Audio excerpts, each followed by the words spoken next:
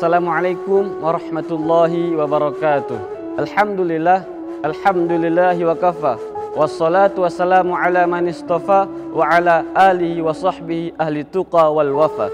Asyhadu an la ilaha illallah wahdahu la syarikalah wa asyhadu anna Muhammadan abduhu wa rasuluhu la nabiyya ba'dah, amma ba'd.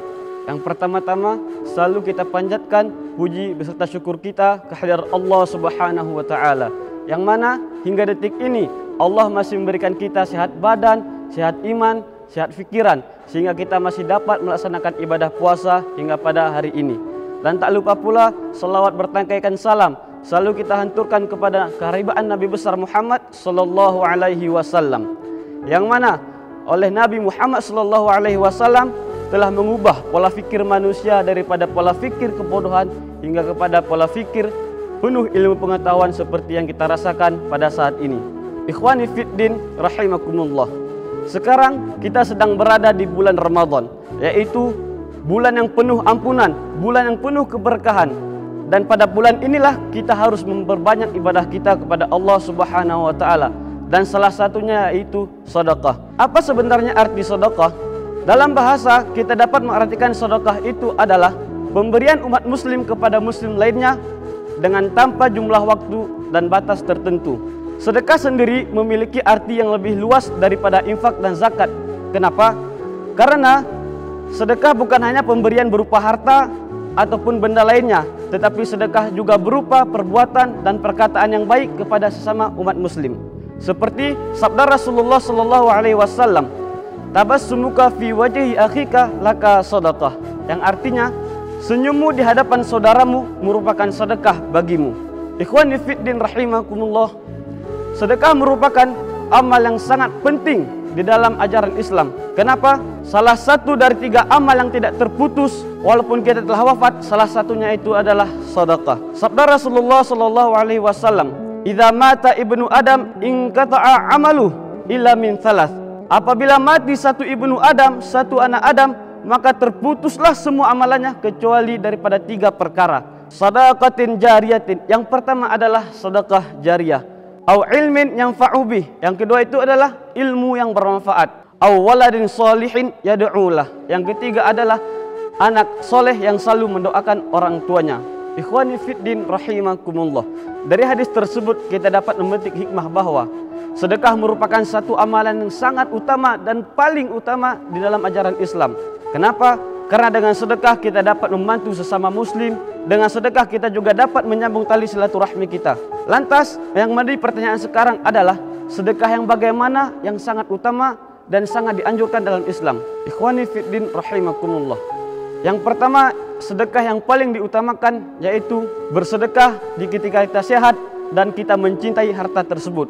Allah Subhanahu wa taala berfirman, "A'udzu billahi minasy syaithanir rajim. Bismillahirrahmanirrahim.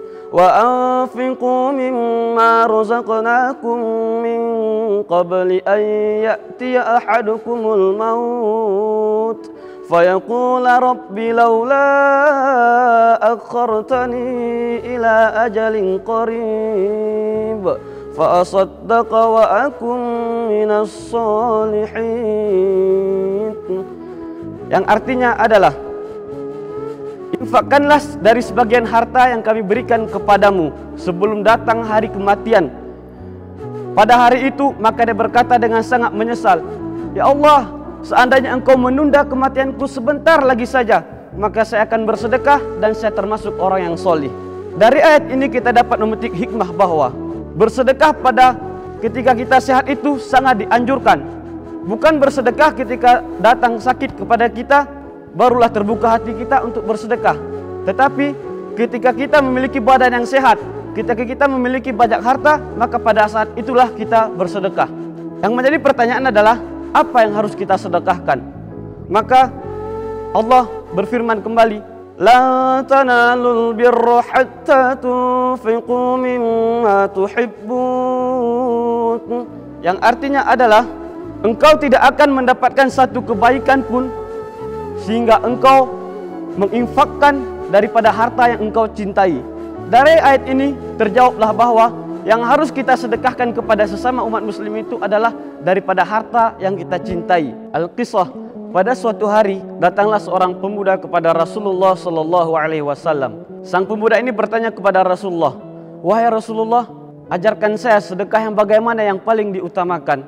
Maka Rasulullah sallallahu alaihi wasallam menjawab, "Engkau bersedekah ketika engkau sehat, ketika dirimu pelit." Yang artinya adalah engkau bersedekah dalam keadaan sehat, dalam keadaan jiwamu pelit, berat untuk bersedekah, dan engkau takut akan fakir serta mencita-citakan kekayaan.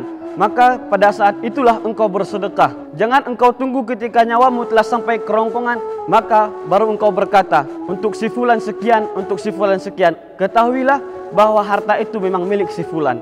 Dari hadis ini kita dapat memetik bahwa sebaik-baik bersedekah itu adalah yang pertama dalam keadaan kita sehat. Yang kedua, dalam keadaan jiwa kita berat untuk bersedekah, jiwa kita sangat pelit untuk bersedekah, maka pada saat itulah kita bersedekah. Yang ketiga, ketika kita sangat takut akan kefakiran, sangat takut akan kemiskinan, maka pada saat itu juga kita diutamakan untuk bersedekah. Dan yang terakhir adalah ketika kita mencita-citakan kekayaan, kita mengharapkan kekayaan dalam hidup kita, maka pada saat itulah kita harus bersedekah. Ikhwani fiddin rahimakumullah. Mungkin hanya ini yang dapat saya sampaikan. Semua kebenaran hanya datang daripada Allah Subhanahu wa taala, dan kesalahan itu milik kita sebagai manusia ciptaan Allah Subhanahu wa taala. Lebih dan kurang saya mohon maaf. Wabillahi taufik wal hidayah. Assalamualaikum warahmatullahi wabarakatuh.